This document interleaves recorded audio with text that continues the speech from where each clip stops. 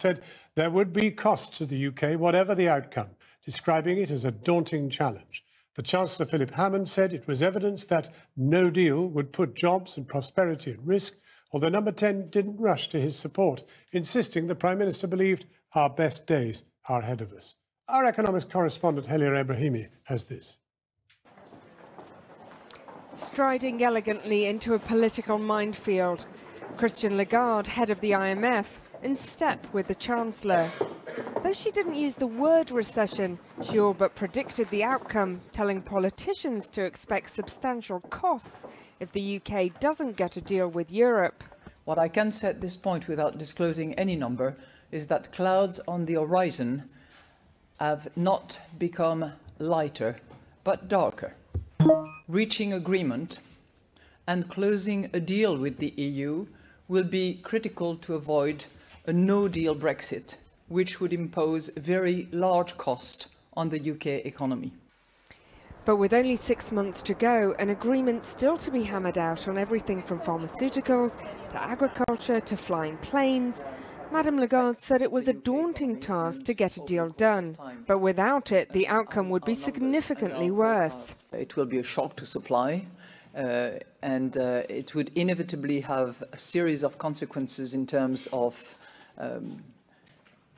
reduced growth going forward, increased deficit, most likely, depreciation of the currency, and it would, you know, in reasonably short order, mean a reduction of the size of the UK economy. Madame Lagarde, last year you said it was unimaginable that Britain would leave Europe without an agreement. Do you accept that now that risk is very real and is a significantly worse outcome? Is that a recession?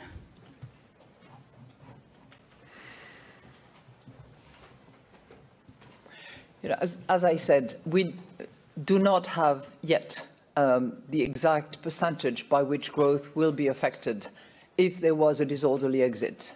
All the studies that you've seen are pretty much in the same ballpark. I would be very surprised if we were very far off from those numbers. The numbers she's referring to all point to a recession. The IMF was heavily criticised after the referendum for forecasting a recession that never materialised. Project Fear, said Brexiteers. But today, Madame Lagarde seemed to be itching to shout the same warning. She didn't repeat the R word, but again and again she described the dire consequences of a disorderly Brexit. At times, venting her frustration that other people didn't see this. The larger the impediments to trade in the new relationship, the costlier it will be. This should be fairly obvious, but it seems that sometimes it is not. But one former Treasury advisor doesn't think it's obvious at all. I thought it was an unusually pessimistic gloss. It's easier if one reaches agreement on the main things, but in my experience, economies adjust. And the UK has the most flexible product and labour markets, and of course we have an adjustable exchange rate. And whatever shock we may have, we're better placed to meet it than anybody else. And many Brexiteers view no deal as something that should be embraced, not feared. There is no problem with no deal. No deal is WTO. It's the way we trade with most of the world, and we'll have a huge Brexit dividend. While those in Westminster debate the theoretical impact of Brexit, workers just want to know if it'll cost them their jobs. And news today from Britain's largest car maker seemed to confirm Madame Lagarde's warnings. Jaguar Land Rover said it was putting its Castle Bromwich factory in the Midlands on short-term working. 1,000 staff will now work a 3-day week until Christmas. The car industry has been one of the most vocal critics of Brexit and has repeatedly warned about the dangers of a cliff edge. Of course, the sector is smarting about a broader range of issues, and some have accused car bosses of blaming Brexit for their own troubles. The IMF comments fit rather neatly with the ideas of the Chancellor and the Treasury, but they could undermine the Prime Minister's negotiating strategy in Europe. Her threat that the UK would walk away without a good deal seems far less credible if a recession is the foregone conclusion.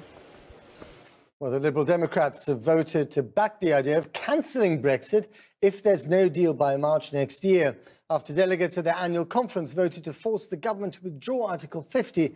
There's neither a deal nor another referendum on the table. Party leader Sir Vince Cable says he will retire once Brexit is over. But some Lib Dems are wondering if they need a new leader rather sooner, if a new centre party is going to grow out of the anti-Brexit movement. Our political editor, Gary Gibbon, reports from Brighton.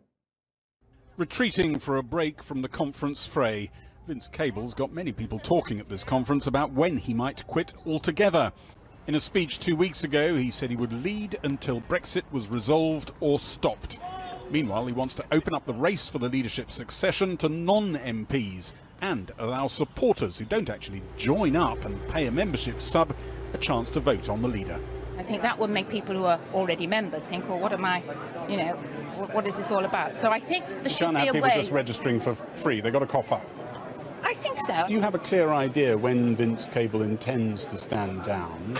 And he said after Brexit. That's when he's intending. And do you know when that is? Sometime next year. That's your understanding?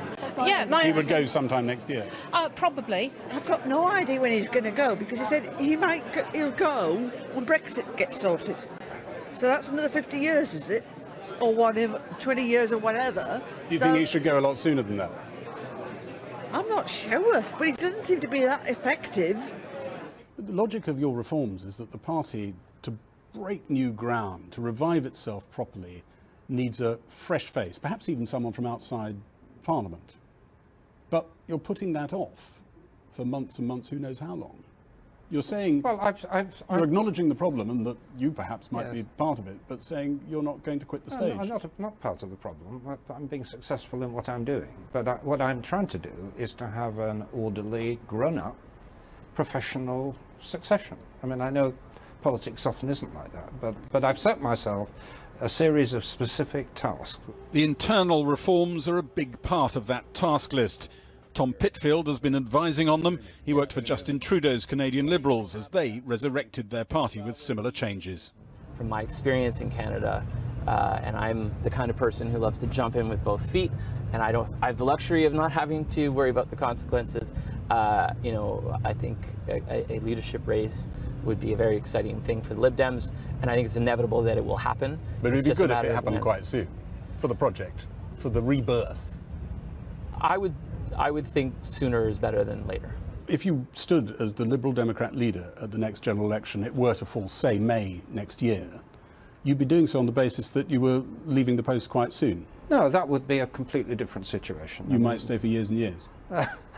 Well, I'm not Robert Mugabe. I'm not trying to stay till I'm 100, but it would, I think, fundamentally change the situation if we had an election and we found ourselves in a strong position in the next parliament. But even in that position, I'm not going on forever. But you know the issue I'm talking about, because many senior figures in the party have been lobbying you privately not to pre-announce that you're going, because you end up as a lame duck. Better you go quickly the moment you've announced that you... Well, I think I've had one person who suggests that. I think the overwhelming bulk of my colleagues are very much in favour of what I'm doing, and they think it's a you know, creative and positive step forward. I'm no apologist for it. For weeks, rumours swirled that Gina Miller might be the outsider who could succeed Vince Cable. Today, the businesswoman who took the government to court over not consulting Parliament on Brexit got a standing ovation for a speech in which she ruled herself out for that job. Today I speak to you as a friend, someone who feels a bond with you on so many issues. But may I say straight away, particularly for the journalists in the audience who might be speculating, I am not addressing you as your leader in waiting. Just before that, delegates affirmed their support for a second referendum on Brexit, their exasperation showing in the language. The Lib Dems will do everything in their power to stop a disaster of Brexit. The Lib Dems will stand up for our pro-European principles, and I hope you will vote in favour as this Lib Dem as she tells you, bollocks to Brexit. We need that anger and to ramp up our language. So I'll say it like my dad would have said it. Emperor Brexit is stark bollock naked.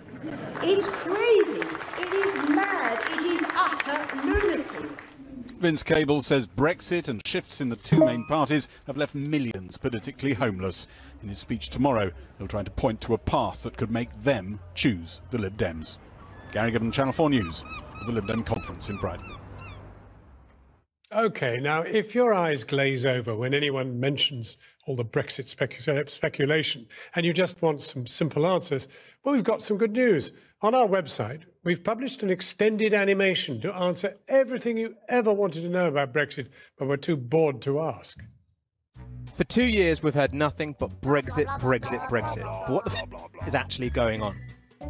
OK, sure, it looks complicated, but bear with us, it'll be clear by the end. So, if all goes to plan, Britain is set to officially leave the EU on the 29th of March 2019. Bye-bye. A transition period will then carry us through until the end of 2020. Now, during this period, British MEPs will leave the European Parliament, but most other things will probably just carry on as normal. Trade, migration rights, EU subsidies, they'll stay pretty much the same. And yes, there's no getting out of it. British taxpayers will have to carry on paying EU bills. But the real crunch point comes after the transition period. What happens next? Well, that all depends on our politicians and what kind of deal they manage to make. What actually are their options? Well, to find out, you can watch the full version of that animated extravaganza on our website. That's channel4.com/news. Or you can find us on YouTube, Facebook, or Twitter.